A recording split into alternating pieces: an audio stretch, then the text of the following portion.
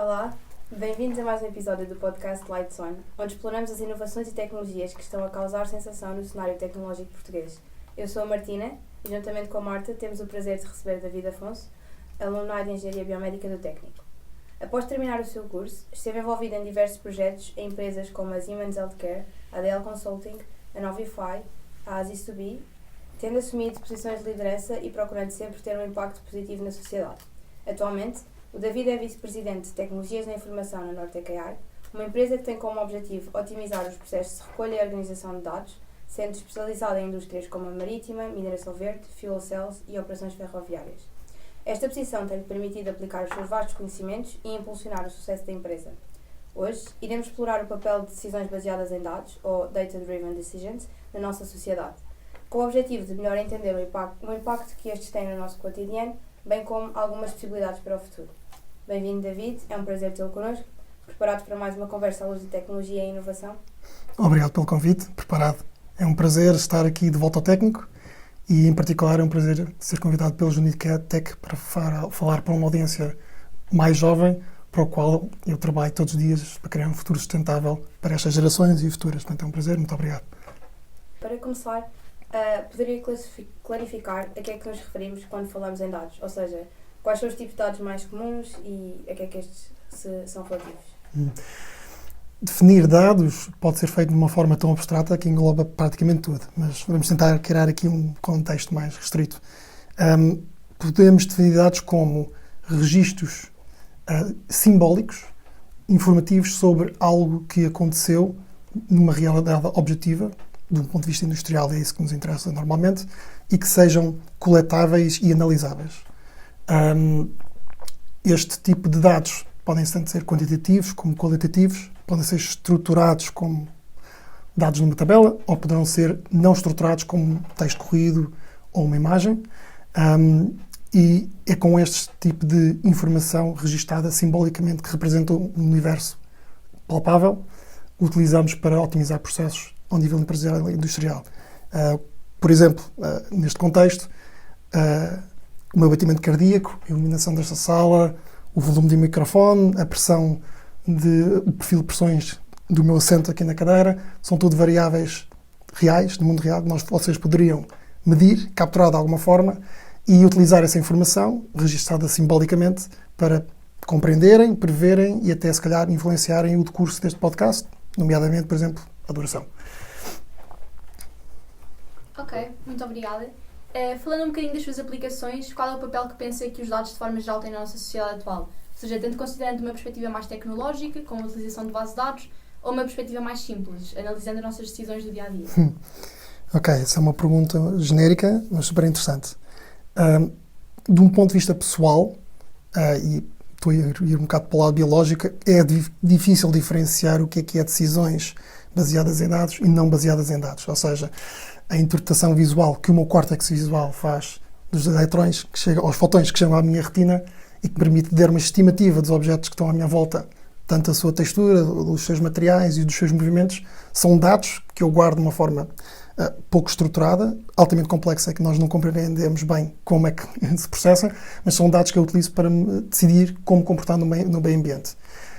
A diferença para dados utilizados de um ponto de vista engenheiral é que são internos. E, normalmente trabalhamos com dados que são externalizáveis, portanto representados simbolicamente. O que se passa é que normalmente, embora o nosso cérebro seja excelente e muito eficiente a processar uma quantidade de informação muito grande, não é muito eficaz quando estamos a falar de volumes de dados gigantescos, enquanto estamos a falar de dados muito complexos, com muitas interdependências. E, portanto, é perfeitamente razoável que numa sociedade cada vez mais complexa nós utilizemos sistemas informáticos para processar este volume de dados e trazer valor operacional para uma sociedade que cada vez se quer mais sustentável em termos de não só financeiramente como ecologicamente. Falando um pouco das suas aplicações, qual é que é o papel que pensa que os dados de forma geral têm na sociedade atual? Ou seja, tanto considerando uma perspectiva mais tecnológica, como a utilização de base de dados, ou numa perspectiva mais simples, analisando as nossas decisões do dia-a-dia? Ok, é uma ótima pergunta, muito genérica, mas super interessante. Portanto, de um ponto de vista pessoal, do lado biológico, é difícil diferenciar o que é que são decisões baseadas em dados ou não baseadas em dados, porque a minha informação do córtex visual em relação ao que está acontecendo no meu meio ambiente é aquilo que me permite tomar decisões como operar nesse mundo. Por outro lado, é verdade que o nosso cérebro seja altamente eficiente a processar informação de alta complexidade. Nós precisamos, em média, cerca de 20 watts para conseguir todo o processamento que nós efetuamos, que é um número bastante impressionante. Por outro lado, a verdade é que a sociedade moderna está cada vez mais complexa e a quantidade de informação e a complexidade dos problemas são tão grandes que é impossível um ser humano conseguir processar toda esta informação de forma eficaz e eficiente. Portanto, por isso é que nós alavancamos sistemas informáticos para nos permitirem, com informação estruturada ou não, responder a muitos destes desafios altamente complexos. Do ponto de vista em relação ao que são os dados mais comuns, sem dúvida, isto depois depende de indústria para indústria e de segmento para segmento, mas sem dúvida que informação estruturada, normalmente numérica, é aquela que domina a maior parte da indústria. No entanto, porque tem várias vantagens em termos de ser muito mais fácil fazer queries dessa informação, interligar a informação, encontrar relacionamentos. De um ponto de vista futuro, na realidade penso que este desequilíbrio é capaz de alterar-se um pouco, porque com o advento da inteligência artificial e a capacidade de transformar informação não estruturada de uma forma razoavelmente objetiva em informação estruturada instantânea e com custo bastante reduzido, vai ser um game changer em termos de processamento. Ou seja, como exemplo, se tivermos um barco que tem um manual de manutenção ou de operações do seu motor, se existir uma condicionante no barco, como por exemplo, estou com a temperatura de um cilindro muito elevada, o que é que eu faço nesta situação? Para termos um sistema informático à luz da tecnologia mais tradicional, teríamos de ter alguém que leria o manual e, de certa forma, transformaria aquela informação não estruturada em algum tipo de relacionamento entre causa e efeito, provavelmente uma tabela, relação, categorização da causa, categorização do efeito. E, portanto, aí poderíamos fazer uma query e obter uma resposta imediata. Com o advento da inteligência artificial em termos de Large Language Models, o que nós podemos diretamente perguntar algo ao manual e ter uma resposta mais objetiva, que não depende de uma interpretação humana direta da informação. O apoio da inteligência artificial pode perfeitamente dizer, ok, baseado no manual, com este sintoma, provavelmente é esta a causa, recomendo esta ação, está aqui a referência para o manual. Portanto, vamos passar de uma tecnologia maioritariamente fundamentada em dados estruturados para dependermos e muito também de dados não estruturados. No fundo, documentos corridos vão passar a ser, no fundo, bases de dados. Como referiu, tomar decisões baseadas nos dados permite fazer uma análise mais objetiva, sem impacto de bias pessoais ou de emoções. A seu ver, isto é uma abordagem vantajosa ou traz também alguma desvantagem? Bem, tudo na vida tem vantagens e desvantagens, não é? É só uma questão de reduzir os riscos e maximizar os benefícios. Bem, o oposto de decisões não baseadas em dados, estamos a falar de decisões baseadas em intuição, emoções, o que no fundo são construções de experiência pessoal e interna. Não são, e também são por si, naturalmente fundamentadas por dados. Não são externos, são internos, e há em muitas situações onde são altamente valiosas. São fenómenos evolutivos naturais e que nos permitem, neste caso as emoções e intuições, são heurísticas que nos permitem, de uma forma inconsciente, processar informação muito rápido e ter uma resposta que se quer o mais eficaz possível e não necessariamente o mais eficiente. Nós queremos que tenhamos o reflexo instantâneo de correr numa direção qualquer, independentemente de qual ela seja, quando aparece um leão.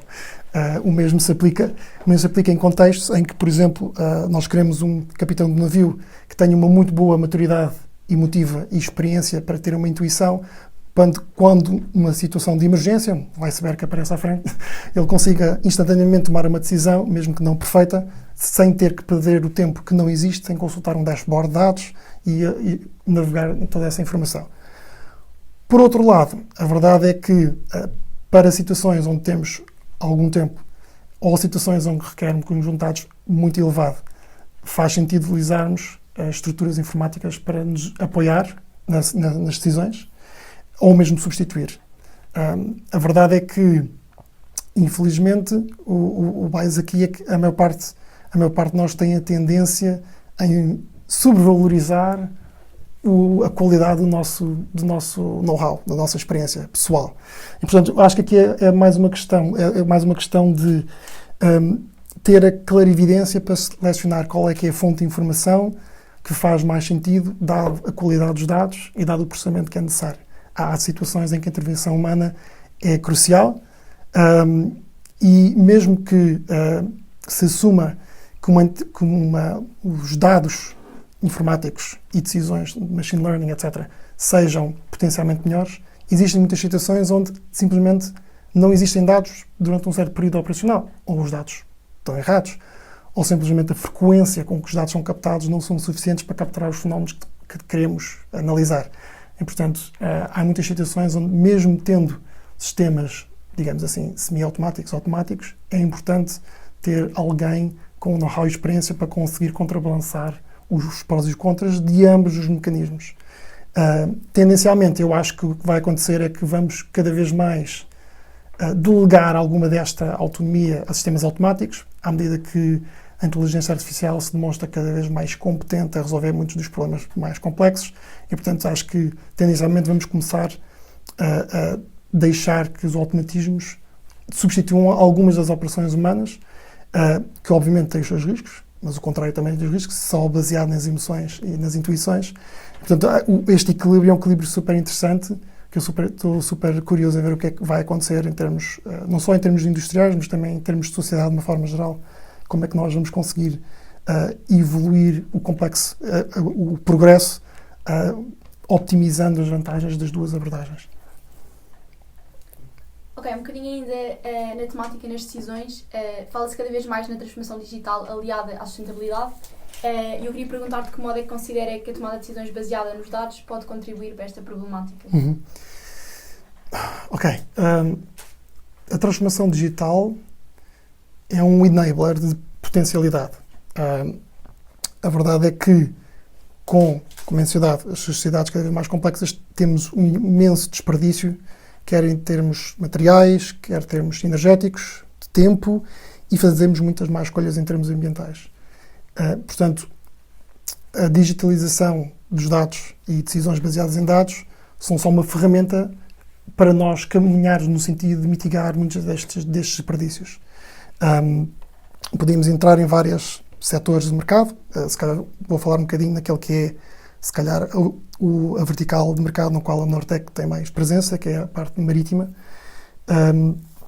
Existem sempre pequenas alterações em termos operacionais que podem ter um impacto gigantesco, desde quando é que fazemos a limpeza do casco para reduzir o atrito do barco na água, até otimizar rotas, porque estamos a considerar informações meteorológicas e correntes marítimas ou deadlines de entregas de certos equipamentos, distribuição da carga no próprio barco. Há vários o tipo de combustível que estamos a usar. Há vários pequenos parâmetros que, com pequenas mudanças, têm impacto significativo. Não sei se vocês têm noção, eu, quando entrei para a Nortec não tinha definitivamente, mas um cargueiro, que são o tipo de barco com o qual nós trabalhamos mais, dependendo da sua dimensão, emite para a atmosfera entre 10 a 300 toneladas de CO2 por dia. É imenso, sim. Okay? Não é um número de descurar. Significa que pequenas variações deste número são bastante significativas, se olharmos só para este caso. Portanto, um caso em concreto de um cargueiro com o qual nós trabalhamos há já algum tempo, nós simplesmente estamos a coletar dados e com um mecanismo muito, muito simples, conseguimos reduzir em cerca de 5% o consumo de combustível daquele barco quando comparado com a média dos últimos 3 anos.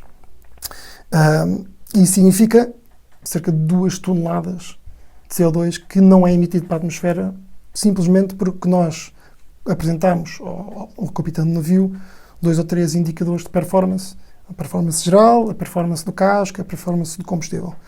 Só o facto de ele ter a capacidade de consultar essa informação e mediar as suas escolhas baseado num número muito geral e pouco informativo tem um impacto bastante significativo. E, portanto, E, portanto, este é um exemplo concreto em como só recolher esta informação pode ter um impacto gigante em termos ambientais. Obviamente, se multiplicarmos isto só pelos cargueiros do mundo inteiro, estamos a falar de uma quantidade astronómica de CO2 que podemos mitigar. E nem sequer estamos a falar de introduzir sistemas complexos de apoio à tomada de decisão, manutenções preditivas, etc. Puramente só colecionar dados, centralizar os dados. Não sei se vocês têm noção, um barco é mais parecido com uma fábrica do que necessariamente, por exemplo, com um carro. Um barco, à semelhança de uma fábrica, é um composto de diferentes equipamentos de diferentes fabricantes. E como tal, sendo diferentes fabricantes, normalmente eles não comunicam entre si. Portanto, na realidade, o que acontece é, embora nos nossos carros o fabricante possa comprar as peças da China, ele garante que a comunicação vai toda parar à centralina e depois apresenta-nos um dashboard com algum tipo de informação relevante, digerida, para nós conduzirmos o carro de uma forma mais inteligente. Hoje em dia temos aqueles... condução ecológica, aumente a mudança, reduza a mudança. Portanto, só esse é o equivalente que nós estamos a falar aqui. O que acontece num barco, como temos equipamentos de diferentes origens, eles têm engenheiros que andam nas máquinas a recolher os dados. Este motor está a trabalhar a X RPMs, aquele cilindro está a X temperatura. E vão recolhendo estes dados e centralizam e depois, em termos históricos, olham para o passado e vão tomando decisões em cima disso, que é um pouco diferente do ter um parâmetro em tempo real que nos diz, isto está a acontecer, algo está a acontecer, não sei o que é, eu vou tomar ação. Portanto, só essa pequena mudança de centralização de informação tem um impacto gigantesco. Isto é um caso concreto nesse sentido. Voltando aí um bocadinho atrás, nós geralmente quando falamos do impacto ambiental que os transportes têm, hoje em dia falamos mais dos carros, da questão do elétrico, das combustão, mas na verdade, como referiu, a questão da transportação marítima acaba por ser dos fatores com maior impacto em termos de emissões, certo? Tem um impacto muito, muito grande. A estimativa é que por volta de 5% das emissões globais são provocadas por transporte marítimo. Okay? A minha sensação é que isto são estimativas conservadoras. Essa é a sensação que eu tenho. Mas posso estar errado. O fluxo de navios que existe hoje em dia. Sim. Especialmente a indústria do transporte é uma indústria que tem um papel na economia global muito determinante. Não é uma indústria que nós possamos simplesmente influenciar dramaticamente de um dia para o outro, porque toda a economia mundial depende de transporte de materiais e de bens. Temos uma globalização, é diferente, produzimos tudo localmente e, portanto, os transportes são super importantes. É uma indústria que gera bens industriais que não se trocam todos os anos. Portanto, um barco dura alguns entre 30, 40, 50 anos. Portanto, há barcos que estão nos mares a prestar um serviço essencial, mas que são bastante antiquados e, portanto, não têm, alguns dos mais recentes têm alguma digitalização, mas os antigos definitivamente não têm. E é uma indústria que tem um potencial de benefício muito grande. Okay? Não só por garantir que conseguimos reduzir as emissões ou as escolhas que são feitas em termos de condução das viaturas, dos barcos, para a emissão consequente, como também a capacidade de nós podermos alterar os mecanismos de propulsão para mecanismos diferentes, como, por exemplo, a propulsão por hidrogênio ou por amónia ou por mesmo sistemas elétricos. Esse tipo de transição não é algo instantâneo, mas é algo que é muito valorizado porque se conseguimos arranjar formas alternativas de propulsão que sejam mais ecológicas, mas acima de tudo mais económicas, para conseguirmos convencer os donos dos cargueiros para fazerem essa mudança, conseguiremos ter um impacto ambiental maior. Portanto, em vez de estarmos a falar de percentagens de combustível, estamos a falar de uma totalidade do combustível em casa. Portanto, aí o impacto poderá ser bastante grande. E, portanto, mesmo em navios mais antigos que não tenham todos os sistemas de monitorização que os navios mais recentes com certeza já têm equipados, é possível fazer essa integração de sensores e sistemas de recolha de dados para implementar esta monitorização? Sim. Okay. Esta pergunta pode ser feita, pode ter visto dois modos. Os dados podem ser capturados manualmente, como hoje em dia é muito comum ser feito. Pode ser adicionado sensorização a um equipamento. quer seja um barco, quer seja qualquer equipamento industrial, para capturar dados que não conseguimos retirar manualmente, e porque, por exemplo, queremos os dados em tempo real e não queremos registrar alguns para consultar mais tarde.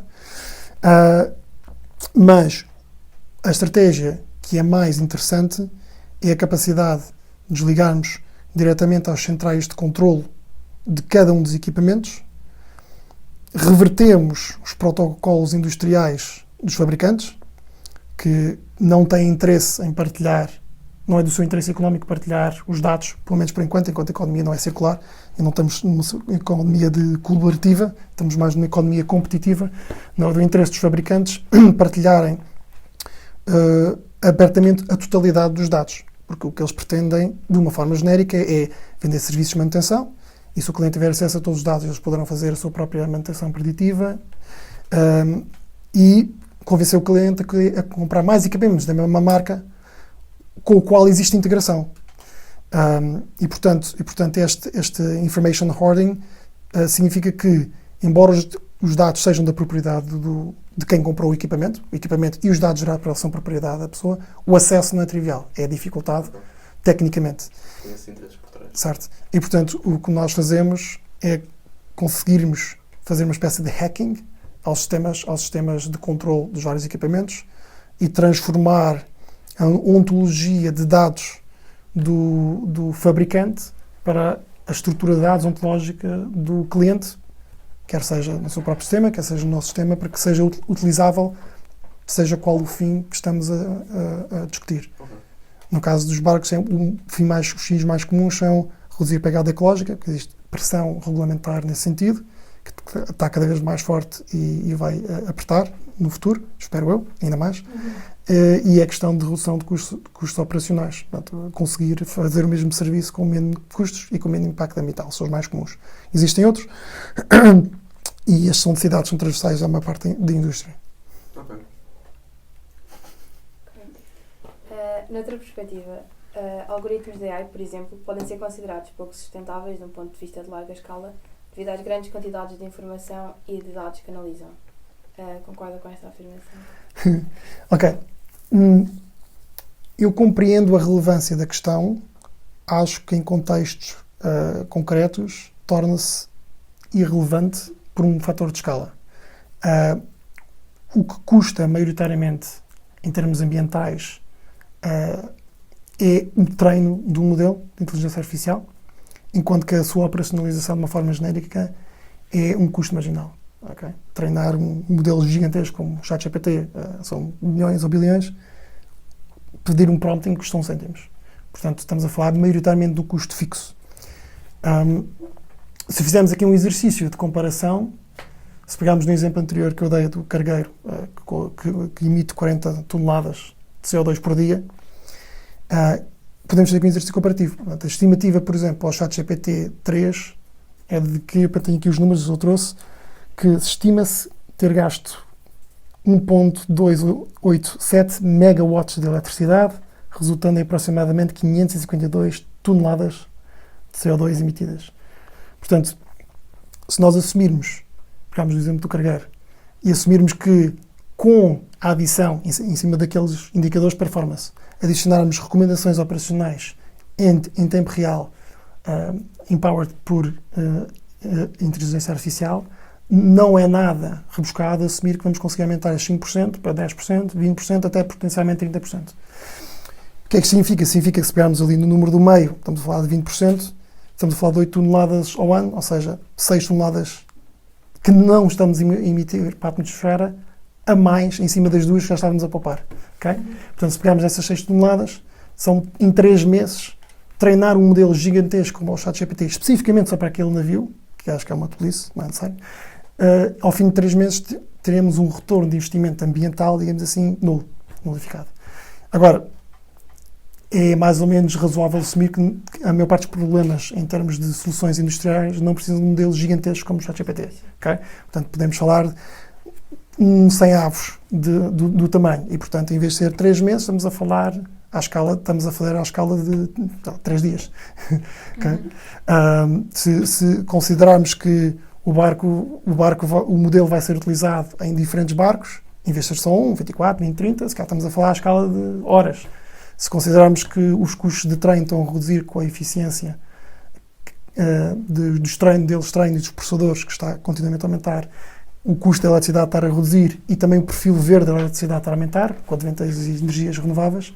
Então, ambientalmente, se calhar estamos a falar de um saldo ao fim de um par de minutos, está compensado. Portanto, a questão é relevante se os modelos forem aplicados de forma inadequada. Se tiverem a ser aplicados em locais onde existe um benefício, neste caso, comparativamente direto em termos de sustentabilidade, é muito fácil tornar-se completamente irrelevante. Ok, muito obrigada. Agora também para percebermos um bocadinho melhor, nós sabemos que a Nortec AI procura automatizar o processo de recolha de dados e organização dos mesmos. Queríamos pedir para desenvolver assim um bocadinho a forma como isto acontece, qual é que é a importância de recolha destes dados e basicamente como é que se processam. Sim, ok. Então agora estamos a entrar um bocado, talvez, na área na qual a Nortec seja um bocadinho mais competitiva no mercado. Nós posicionamos-nos como prestadores, uma plataforma as a service, desde o momento de captura até armazenamento, transporte, disponibilização dos dados, transformação dos dados, quer seja na cloud, quer seja em aplicações do cliente, quer seja nas nossas. Mas a captura de dados é, de facto, uma das partes tecnicamente mais complicadas nesse sistema. E é exatamente na área onde maior valor pode ser desbloqueado da nossa experiência. Se calhar aqui podemos se calhar falamos num caso concreto, porque às vezes é mais fácil falar em exemplos do que falar abstratamente. Nós temos um parceiro nacional que gera uma linha de produção à volta de plásticos e moldes. Eles têm uma série de máquinas, algumas delas são fresadoras ou brocas, máquinas muito grandes, que têm sistemas de controle complexos e que permitem produzir protótipos e não só protótipos, mas também peças em plásticos e moldes de produção, que são utilizados em diferentes setores, em Portugal, maioritariamente automóvel. E eles gostavam de conseguir duas coisas. Primeiro, medir, monitorizar a performance de utilização da máquina. Ter ideia se a máquina está a ser bem utilizada, mal utilizada em termos de otimização do seu gasto, do seu uso. Gostavam de conseguir orquestrar aquela máquina com as restantes de forma que o produto final saia com a melhor qualidade possível e com o mínimo investimento de tempo e manutenção dessas máquinas. E para isso precisavam de extrair parâmetros da máquina para conseguirem comparar, conseguirem otimizar. Okay? Isto significa, e também gostavam de aumentar o tempo de produção da máquina trabalhando durante a noite. Os recursos humanos estão lá durante o dia, mas a máquina pode ficar a trabalhar durante a noite. Tem riscos, as brocas podem se partir, a temperatura pode subir e, portanto, fazer uma monitorização remota era relevante.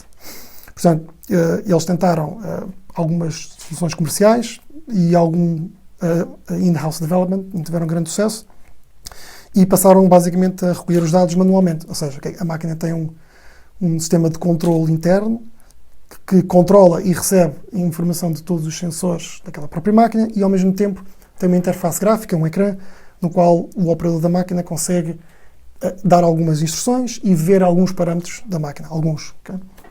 Aquela máquina em particular tem 16.240 tal sinais, no interface são muito menos. O que significa que o que passou a acontecer, tendo falhado a captura de dados, eles passaram a recolher os dados manualmente para uma folha de Excel, portanto o operador olha, ok, X horas de operação, X horas de estar ligado, X peças fabricadas, etc. E essa informação depois era processada historicamente por alguém no futuro. Faz sentido? Ou seja, não é tempo real, existem sempre erros humanos de transação de informação de uma interface gráfica para um fecheiro de Excel. Quando diz um fecheiro de Excel, pode ser um sistema, ou qualquer sistema informático. A parte relevante é captura manual. O que acontece é que, mesmo com essa captura manual, eles não conseguiam manter a máquina a operar durante a noite.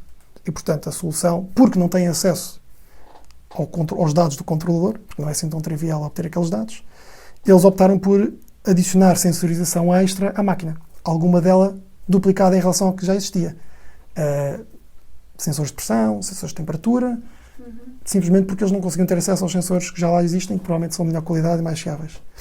E até instalaram uma câmara para filmar o interior da broca, para que a pessoa, o operador, possa estar em casa a jantar com a família e a controlar, a ver o que é que se passa com a máquina.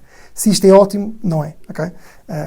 Obviamente que, neste contexto, ao nós conseguimos capturar os dados diretamente da máquina, que neste caso em particular envolve, lá está, uma certa reverse engineering em relação ao protocolo e tradução daqueles dados para aquilo que o cliente consiga perceber e que seja útil nas suas operações. Eles conseguem monitorizar o estado da máquina em tempo real e provavelmente terem alarmísticas, notificações a chegarem até eles, sem terem uma pessoa constantemente a olhar para ei, está a ficar vermelho, vamos lá ligar para alguém, para lá correr, desligar a máquina que aquilo não está com bom aspecto. E portanto, a realidade industrial das pequenas e médias empresas em Portugal é um pouco esta na sua maioria, que é existe interesse em conseguir otimizar as suas operações e existem muitas soluções que são muito boas a transportar dados, se o cliente tiver acesso, para dentro das suas soluções de gestão de gestão de fábrica e etc. Mas a captura em si é bastante desafiante. Uma questão de curiosidade, se, neste caso, este colaborador quisesse um dump de dados em relação àquela máquina, o fabricante cobrava facilmente dezenas ou centenas de milhares de euros só para obter um dump no tempo dos dados. Continuam a ser dados stream e, portanto, não são dados que consiga-se processar em tempo real e criar alarmísticas em tempo real e criar modelos de predição em tempo real. Tem uma série de desvantagens e é altamente custoso. Novamente, isto tem a ver com aquele interesse dos fabricantes em manterem o seu ecossistema fechado para conseguirem potenciar o seu próprio negócio, que é perfeitamente válido. O nosso objetivo é exatamente trazer de volta aos donors das máquinas a liberdade de escolha em relação ao que é que devem fazer em relação aos dados, quer seja em termos de utilizarem os fabricantes como prestadores de serviço de manutenção ou fazerem a sua própria manutenção porque têm acesso aos dados e poderem eles próprios fazer o seu processo de otimização industrial sem terem que recorrer ao fabricante para tal. Certo. Focando agora no tópico geral da transformação digital que há pouco mencionámos, de que forma é que estes dados podem ser utilizados como uma ferramenta para a mudança nas empresas e nas diversas organizações? Ok, mudança organizacional. Eu talvez não seja a pessoa ideal para responder esta pergunta, porque a Nortec é uma platform as a service. Ou seja,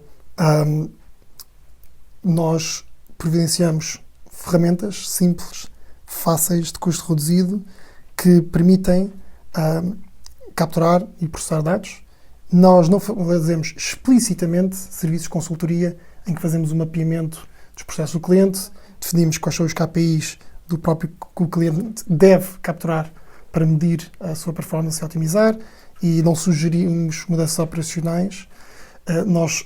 Portanto, esse tipo de serviços normalmente são grandes empresas como SAP, Deloitte, KPMG, que normalmente fazem em projetos de dimensão significativa. Nós posicionamos mais como tens um desafio, tens uma ideia, uma empresa que tenha internamente alguma capacidade de autoanálise e perceber, ok, eu acho que este caminho pode ter potencial, para isso precisamos de dados. Nós providenciamos ferramentas para que a fricção de entrada, com o custo e o risco mínimo, seja top. Okay? O que é que isto significa? Significa que não existe necessariamente nós fazemos o apoio ao cliente na otimização dos modelos que calculam os parâmetros que eles pretendem. Não fazemos uma análise de negócio. No entanto, em termos de mudanças organizacionais, posso falar um exemplo muito concreto que é bastante relevante para a Nortec, porque a Nortec é um breakout da Rolls-Royce Marine. A Rolls-Royce Marine faz motores daqueles gigantescos, 3, 4 andares, com cargueiros gigantescos. Aquilo parece uma casa, uma cidade inteira lá dentro. E a Rolls-Royce Marine identificou uma oportunidade ou um risco, não sei os detalhes, de fazer um pivô de vender equipamento, no qual o motor é propriedade do cliente e a manutenção está do lado do cliente, para Pay as a Service, no qual os clientes pagam por utilização. Okay?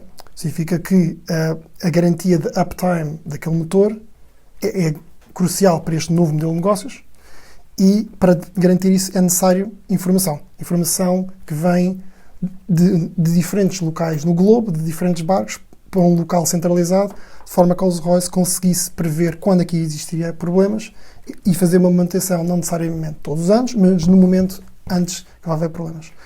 E, portanto, o projeto correu muito bem internamente, teve bastante sucesso, ganhou prémios. Entretanto, curiosamente, os fundadores, as pessoas que trabalharam nesse projeto dentro da Rolls-Royce, saíram e criaram a Nortec para tentar generalizar e criar um sistema mais em escala. Mas isto é um caso em particular no qual temos uma empresa líder de mercado que viu uma oportunidade ou um risco no setor, queria pivotar radicalmente a forma como se posicionava no mercado e precisava de dados. E, portanto, o que precisou foi de garantir que estavam recolhidos dados com qualidade o suficiente e que tinham heurísticas e métodos suficientes para conseguir dizer, ok, estamos confiantes que agora conseguimos mudar de modelo de negócios e continuar a ser lucrativos e prestar um bom serviço ao cliente. Isto é um exemplo de como é que os dados podem ser essenciais em coisas fundamentais.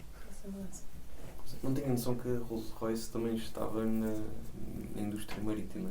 Eu sei que eles também fazem motores de avião, certo? Uhum. Portanto, estão nos carros, estão na estrada, nos ares e no mar. A Rolls-Royce é uma empresa bastante abrangente. Entretanto também adquiriram uma empresa chamada Bergen Engines, que era em Bergen, na Noruega. Portanto, há ali um relacionamento tecnológico entre as duas, também potencia a capacidade da Rolls-Royce produzir motores, não necessariamente só motores, mas sim, é a sua especialidade. Rolls-Royce, agora posso estar enganado, Rolls-Royce faz parte da BMW ou... A Rolls-Royce faz parte da BMW. parte dos carros que acabam por usar, portanto, acho que os chassis de alguns modelos são os mesmos chassis de certos motores da BMW. Claro, deve haver transferência de materiais e tecnológicos, mas muitos destes grupos empresariais não são necessariamente uma empresa, são fragmentados de vários, e às vezes a secção automóvel pode ter uma relação entre duas marcas, mas depois na parte marítima não tem nada a ver, e são instituições completamente diferentes. Então não é necessariamente transferível esse relacionamento. Mas é normal que exista centralização tecnológica em grandes grupos, por questão de economia de escala. É benéfico para todos. Sim, há desvantagens, também há desvantagens associadas. Se só existir um fornecedor de material e aquele fornecedor deixar de conseguir fornecer, de repente toda a economia precisamos de motores, não é? E, portanto, há vantagens, sempre vantagens e desvantagens. A globalização permite centralizar recursos e otimizar os recursos, mas por vezes limitas todas as pessoas de serem incentivadas em desenvolver tecnologia ou soluções concorrentes que, no caso de uma perturbação de mercado, possam substituir ou competir ou até melhorar o que já existe, não é? A questão da concorrência. Agora uma pergunta assim um bocadinho mais curiosa. Considera que Portugal é um país atual no que toca a estas soluções de recolha e organização de dados, ou comparando com a Europa ou até mesmo com o resto do mundo, ainda estamos assim um bocadinho atrás no desenvolvimento? Ok. Portanto, a Nortec é uma empresa razoavelmente imatura no mercado, somos uma startup, e portanto eu não sou a pessoa com mais know-how, mas daquilo que eu vejo tem mais a ver com a estrutura do tecido empresarial nacional ser bastante diferente da média de alguns países europeus. Vejo muitos projetos de grande sucesso em termos de digitalização em empresas grandes, porque lá está, têm os recursos e a capacidade de risco para fazerem projetos de digitalização tradicionais, onde contratam uma grande consultora para os ajudar a estrategizar o que fazer e depois implementar. E a verdade é que, se olharmos para outros países, o mesmo acontece. A questão é que a proporção entre grandes empresas e pequenas empresas é bastante diferente. Em Portugal temos muito mais pequenas e médias empresas do que grandes empresas. Portanto, em termos absolutos, eu diria que estamos um pouco atrás. Em termos relativos, é um bocado difícil de avaliar. Agora, a verdade é que o tecido empresarial português, sendo maioritariamente pequenas e médias empresas, não devemos descurar essas enquanto agentes de mudança e de inovação. Nesse aspecto, porque muitas dessas empresas não têm capacidade económica para seguir um caminho tradicional, a vantagem é que atualmente as soluções de internet das coisas industrial estão cada vez mais acessíveis. No caso da Nortec, mas muitas outras empresas oferecem soluções mais acessíveis em termos económicos, em termos de praticidade, em termos de robustez da própria solução e garantia de resultados.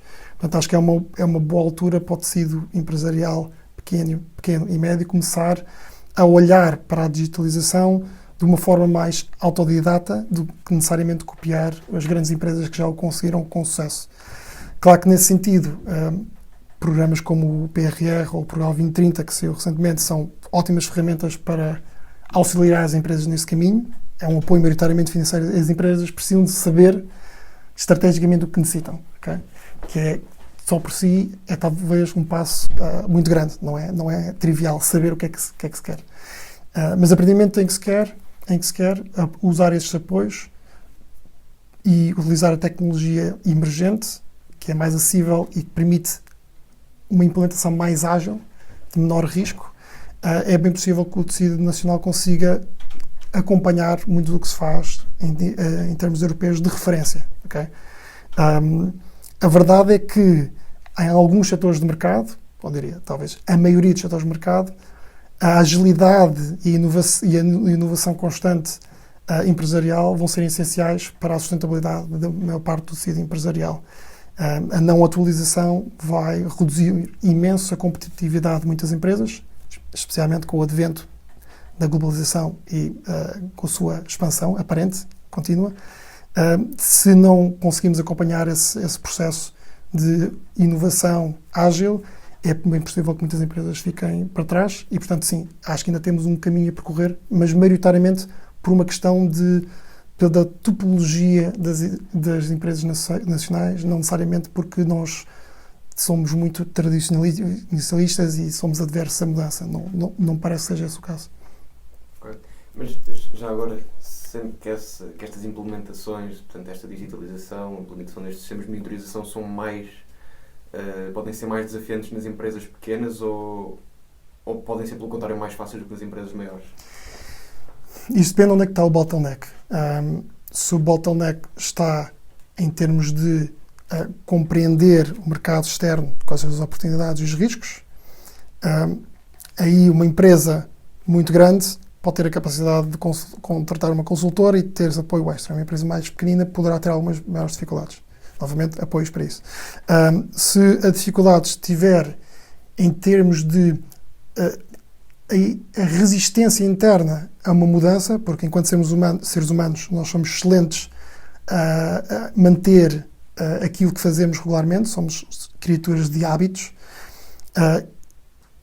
torna-se mais fácil argumentar que empresas mais pequenas teriam mais capacidade para tal.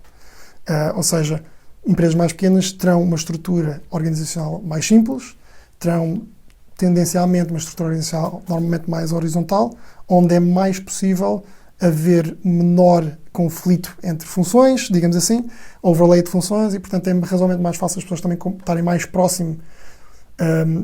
próximo do outcome do seu trabalho. Okay? Uma empresa muito grande, se eu começar na linha de baixo, tem muitos níveis de abstração até ver a consequência do meu trabalho. Numa empresa mais pequena é mais direto essa relação. Portanto, também é mais motivante as pessoas perceberem que uma mudança pode trazer benefícios a curto prazo e, portanto, é mais fácil essa transição. Portanto, depende um bocadinho de organização para organização. Eu acho que, pessoalmente, o falar de tecido empresarial português ser pequeno e médio pode ter uma vantagem. Pode ser alavancado como uma vantagem exatamente por essa maior agilidade em transformação. É só uma questão de começarmos a fazer esse percurso. Okay. E em termos da faixa etária dos trabalhadores, acho que também é um fator que pode influenciar esta facilidade? Eu não sei exatamente que consideração é que estamos a fazer em termos de faixa etária. Portugal é um país com uma redução de natalidade bastante grande. Portanto, o argumento aqui seria se de facto termos uma faixa etária superior dificulta, face a outros países da Europa, teríamos que ver qual é que é a distribuição demográfica. Também depende de empresa para empresa, se temos um grupo de trabalhadores de faixas etárias mais avançadas ou não. Ok. Caso por acaso. Ok. Eu acho, do meu ponto de vista, acho que tem mais a ver com uma questão cultural dentro da própria empresa, não necessariamente com a faixa etária. E tem muito a ver, e agora aqui posso ser um bocadinho politicamente incorreto talvez, tem muito a ver com um proteccionismo muito útil, mas muito forte em relação àquilo que são os direitos do trabalhador. Okay? Em mercados onde é fácil contratar e despedir alguém, existe muito mais dinamismo de inovação. Ou seja, o facto de uma pessoa em Portugal com um trabalho, com um contrato sem termo, poder ser muito difícil ser despedido, cria mecanismos que permitem que algumas pessoas simplesmente digam não aceito essa mudança, porque eu simplesmente posso manter-me a fazer exatamente aquilo que sempre fiz. Portanto, estou a demonstrar output, não é que esteja em cumprimento contratual, mas também isso não é razão, a minha não aceitação ou a minha baixa performance não é razão para pôr em causa o meu trabalho. E, embora sejam mecanismos muito úteis para garantir justiça no local de trabalho, a verdade é que é um fator detrimental em termos de inovação, nesse sentido. Portanto, acho que tem mais a ver com a cultura de, normalmente, trabalhadores mais jovens têm uma visão mais aberta em relação ao seu futuro. Não têm tantas responsabilidades, veem as mudanças de uma forma mais aberta e, portanto, é fácil para uma organização com boa cultura motivá-los a procurarem inovação. Uma empresa que tenha pessoas mais idosas, necessariamente estas pessoas terão mais responsabilidades na sua vida e podem estar dependentes de algumas condicionantes que não querem ver mudadas e, portanto, pode ser mais difícil à cultura da empresa motivar essa pessoa a uma mudança. Mas acho que tem mais a ver com a cultura que a empresa cria do que necessariamente com a faixa etária. Ok, faz sentido.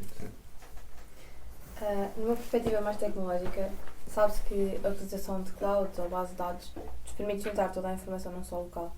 E, do seu ponto de vista, queríamos saber se pensa que esta característica pode ser perigosa ou ter alguma implicação a nível da cibersegurança, e se sim, de que maneira? Ok, isso é uma pergunta muito comum e é um problema sério. Ou pelo menos muito relevante, dependendo do mercado que estamos a adressar. As vantagens de termos serviços na cloud são inegáveis. No caso da Rolls-Royce Marine, eles não conseguiriam fazer um pivô de business model se não tivessem acesso a dados em tempo real dos motores distribuídos pelo mundo inteiro. Portanto, a cloud é essencial para isso. Portanto, a vantagem é óbvia e há muitas situações em que é concretamente inegável as vantagens. Agora, existem desvantagens, porque, como mencionaste bem, ter todos os dados centralizados no local se os dados tiverem valor, é apetecível espionagem industrial, potencialmente o mais relevante. Esse, por exemplo, no caso passado falámos na indústria dos moldes, é bastante relevante. A indústria dos moldes tem muito de custos associados em investigação e desenvolvimento de uma peça, a prototipagem, os testes, refazer a peça 50 vezes até que ele encaixar na perfeição, é a maior parte dos custos. A produção em si não é tão relevante, ou é uma parte relevante, mas não tem o mesmo valor do que a própria prototipagem e o desenvolvimento. Significa que se alguém tiver acesso a uma cloud e conseguir extrair o AutoCAD daquela peça, tem acesso a uma vantagem competitiva enorme de poder produzir sem ter tido os custos de desenvolver. Okay? E, portanto, um simples download pode ter um impacto significativo na revenue daquela empresa. E, portanto, quando estamos a tratar de dados sensíveis, obviamente temos tecnologia standard de cibersegurança, mas em termos de gestão de cloud, existem várias abordagens que simultaneamente ou individualmente podem ser bastante úteis. Por exemplo, não é assim tão incomum haverem alguns tipos de informações mais críticas que não vão para a cloud e simplesmente ficam no local, na edge, nas premissas do cliente. Okay? E o cliente sabe que se quiser acesso àquela informação, não está na cloud, está ali. Existem situações onde é mesmo essencial estar na cloud e aí podemos encriptar essa informação. Ou seja, é preciso um certo tipo de autentificação e validação e chaves para conseguires encriptar. Outra abordagem que pode ser adicionada a tudo isto é fragmentar a informação crítica em diferentes locais, quer sejam em clouds diferentes, ou segmentações diferentes na mesma cloud, de forma a que, se alguém tiver acesso a um bucket, digamos assim, segmentado, não tem acesso ao restante, não consegue compilar a informação toda. Mas é definitivamente uma questão pertinente e é uma questão que tem que ser sempre vista caso a caso para avaliar se os riscos associados justificam face aos benefícios, não é? Mas sim, é uma coisa que muitas indústrias devem considerar seriamente e não se mandarem para a digitalização de cabeça sem pensarem nestes riscos associados. Pronto, seguindo agora um bocadinho o tópico das clouds, a sua manutenção constante é essencial para manter a informação atualizada e por isso queria perguntar de que modo é que esta necessidade pode constituir um entrave para o sucesso deste tipo de soluções. Quando estamos a falar deste tipo de soluções, estamos a falar de soluções semelhantes ao que a Nortec providencia ao mercado. É isso a ideia? Portanto, manutenção e atualização é super crucial, não só para manter a uptime do serviço prestado, como questões de segurança dos próprios dados. Okay? A maior parte das empresas, como a Nortec, e a maior parte dos operadores de empresas nesta área, fazem externalizar ou subcontratar a parte da cloud. A AWS, Google Cloud, Azure, etc. Portanto, a parte de gestão e atualização da cloud per si está externalizada e está globalizada num operador que aceita VDR nesse aspecto. Isso é o mais comum. Existem situações onde o cliente quer uma espécie de cloud dele própria. E, portanto, aí já estamos a entrar em detalhes mais de gestão de redes. Não é? Isso é um trabalho um bocado mais interno do próprio cliente. Por outro lado, nós o que fazemos para garantir a atualização da plataforma continua a ser bastante relevante porque o landscape tecnológico está em constante mutação e está a acelerar. Portanto, as tecnologias estão constantemente em mutação. As próprias plataformas da cloud estão a mudar. E, portanto, é essencial que as empresas, como a Nortec, tenham uma estratégia que não é trivial de implementar, mas que é crucial que se chama Continuous Integration e Continuous Deployment, por forma a que existe um mínimo de downtime e risco em fazer atualizações constantes. Existem algumas empresas no mercado que vendem uma forma tradicional de software, que é vender o software como um pacote. Okay? Isto é o mais tradicionalmente. A pessoa compra um software, fica com o software e volta a comprar a próxima versão mais tarde. Esse modelo de negócio é um modelo de negócios muito tradicional, mas que tem a desvantagem de não incentivar o fabricante a atualizar. O fabricante vai fazendo pequenas atualizações e depois só vê o dinheiro mais tarde com vender a nova versão. E portanto, isso é um mecanismo com o qual nós não trabalhamos. Nós preferimos trabalhar com uma plataforma as a service no qual estamos continuamente a puxar atualizações para o cliente. E sim, as empresas que não tiverem esse tipo de mecanismos podem ter algum sucesso a curto prazo, mas a longo prazo vai ser muito difícil terem sustentabilidade, porque a única coisa que é garantida na tecnologia é que amanhã ela vai ser diferente.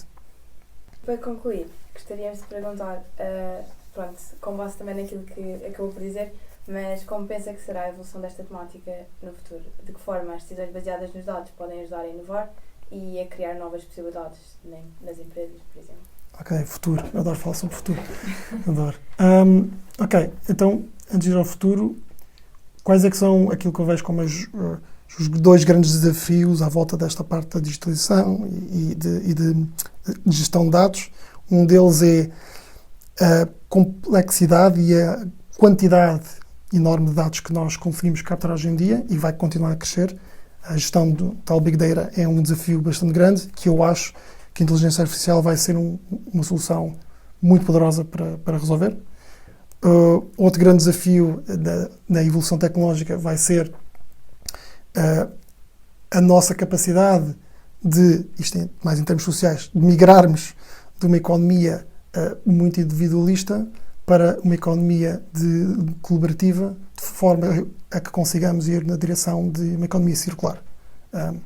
Para mim, são dois desafios muito grandes e eu acho que, nesse aspecto, a blockchain vai ser super relevante para resolver e é uma ferramenta super poderosa nesse sentido. Tem desafios, até algumas implicações ético-políticas, mas acho que é um caminho que é relevante.